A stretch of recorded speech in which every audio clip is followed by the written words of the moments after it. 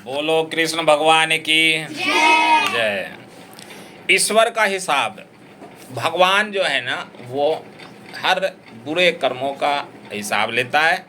यदि तुमने अच्छे कर्म किए, कर्म क्या होते हैं?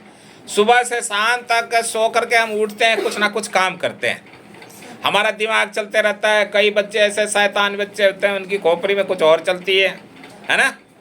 और चलते चलते हो सकता है किसी को वो कंकर मार दें, कोई पत्थर मार दे, किसी को कोई बदमाश बच्चे होते हैं वो इधर उधर रोड पर रास्ते पर चलते चलते कुत्तों को परेशान करते हैं। और कोई ऐसे भी बच्चे होते हैं जो दूसरे बच्चों को परेशान करते हैं, तो वो दुष्ट बच्चे हैं। तो ये क्या है कि इसी प्रकार से कर्मों का लेखा जोखा हर मनुष्य को भरना पड़ता है। इसलिए हम विद्यार्थियों को भी अभी से ही अच्छे कर्म करने के भरोसा रखना चाहिए, अच्छे कर्म करते रहना चाहिए।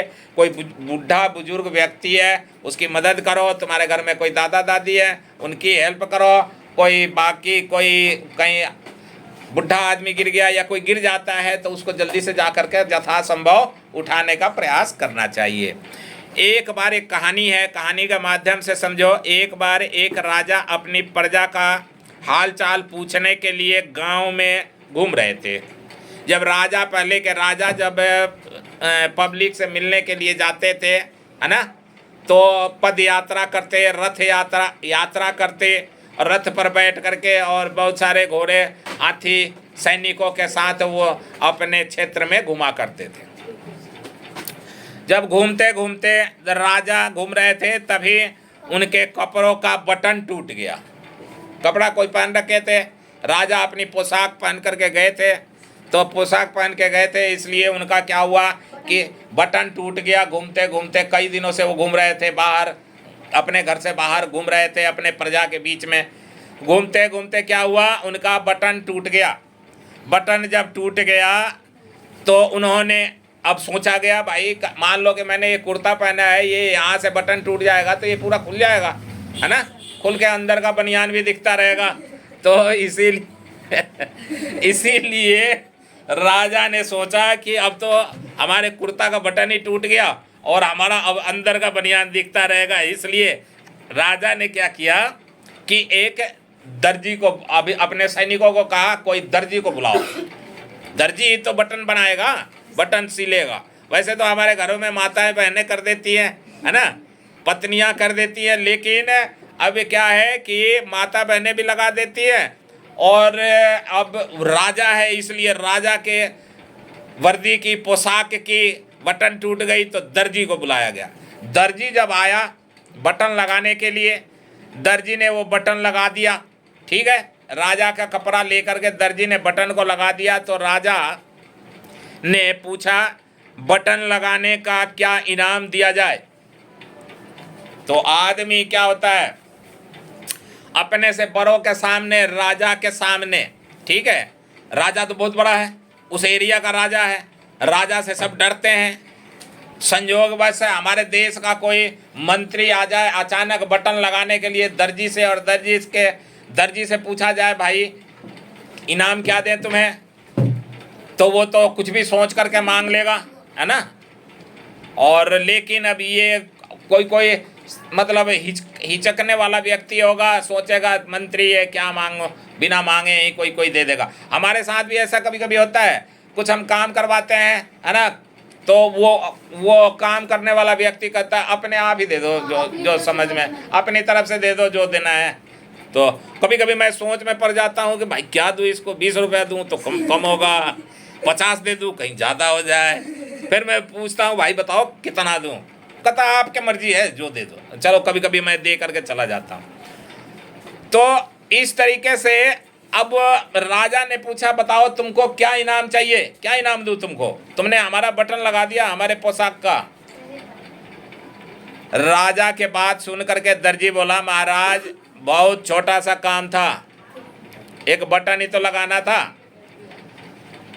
बटन ही तो लगाना था महाराज, बहुत छोटा सा काम था। ये तो मेरा सौभाग्य है कि मुझे आपकी सेवा का मौका मिला, राजा के सेवा का मुझे मौका मिल गया। और मौका जब मिला है तो मैंने अपने राजा की सेवा किया, और बहुत छोटा सा काम था राजा। तो उसने इसलिए राजा से कहा कि भाई बहुत छोटा, राजा साहब ये काम हमारे लिए बहुत छोटा सा था और आपको आपकी सेवा करने का मुझे मौका मिला। राजा देखना चाहता था कि दर्जी उससे क्या मांगता है। राजा है तो दर्जी तो कुछ भी मांगेगा, कहता कुछ भी, कहता हमें धन दे दो, है ना, 1 बोरा नोट दे दो, 1 बोरा सोने चांदी के सिक्का दे दो, ऐसे कहता। लेकिन उसने कहा महाराज ये काम बहुत छोटा था और मैं तो छोटा सा काम किया, लेकिन मेरा सौभाग्य है कि मैंने अपने राजा का बटन लगाया। और राजा ये देखना ही चाहते थे कि कितना बड़ा लालची है, देखें क्या मांगता है मुझसे। तो जब पूछा तो उन्होंने ऐसा जवाब दिया, और जवाब में क्या हुआ कि वह देख करके उसने बोला महाराज मैं आपकी अगर इच्छा हो तो आप दे दीजिए, जो भी इच्छा है। महाराज से कहा, किसने? दर्जी ने, आपकी जो भी इच्छा है वो दे दीजिए। राजा ने अपने मंत्री से कहा कि दर्जी को इनाम में 2 गांव दे दो, ठीक है। अब वो क्या हुआ, 10-5 रुपया मिल सकता था, मांगता तो उसकी लालच साबित हो जाती। लेकिन राजा ने कहा अपने सैनिकों से, अपने मंत्रियों को कि एक काम करो, ऐसा करो कि इस दर्जी को 2 गांव दे दो, इसके नाम लिख दो 2 गांव। अब उसको 2 गांव मिल गया, वो 2 गांव का तो प्रधान बन गया, है ना। अब 2 गांव का मालिक है वो, अब अमीर बन गया, तो 2 गांव का मालिक बन गया वो। अब दर्जी सोचने लगा कि कहाँ तो वह 10 रुपये मांग रहा था और कहाँ उसे राजा ने 2 गांव का मालिक बना दिया। इसी प्रकार अब हम प्रभु पर सब कुछ छोड़ देते हैं तो वह अपने हिसाब से देते हैं। देखो कई बार क्या होता है कि बच्चे जब पेपर आ जाता है, साईं बाबा मंदिर के पास जाते हैं, मंदिर में धूप अगरबत्ती दिखाते हैं और पेपर हो जाता है, साईं बाबा को भूल जाते हैं, ठीक है।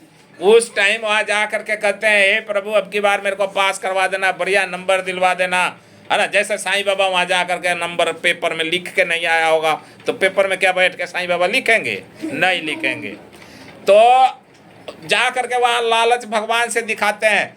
भगवान के पास जा करके अपना कर्म करना चाहिए। हम गए हैं अगरबत्ती जलाने के लिए, अगरबत्ती जला देंगे, हाथ जोड़ने के लिए हाथ जोड़ेंगे और प्रभु से कहेंगे हे प्रभु आपकी जो इच्छा होगी आप दे देना, ठीक है। तो भगवान की इच्छा पता न क्या है, तुमने कुछ थोड़ा सा मांगा था और भगवान से दर्जी कुछ मांगा ही नहीं और बिना मांगे इसको क्या मिल गई? 2 गांव मिल गए। 2 गांव का ये प्रधान बन गया, नेता बन गया, 2 गांव का मालिक है। और कहाँ वो दर्जी 5-10 रुपया मिलता, 10 रुपये में क्या होता है उसको? कुछ नहीं होता। अब जिंदगी भर वो 2 गांव का मालिक है, पूरी जिंदगी मालिक रहेगा, है ना। जो है वो सब उसका है। तो इसीलिए भगवान के पास जब भी जाओ, चाहे शंकर जी के पास जाओ, चाहे हनुमान जी के पास जाओ, प्रभु के सामने विनम्र भाव से हाथ जोड़ो, हाथ जोड़ो। तो इसीलिए बोलो शंकर भगवान की जय, महावीर हनुमान की जय और श्री कृष्ण भगवान की जय। आज का दिन सूर्य देवता की जय, क्योंकि सूर्य देवता की दिन है आज, रवि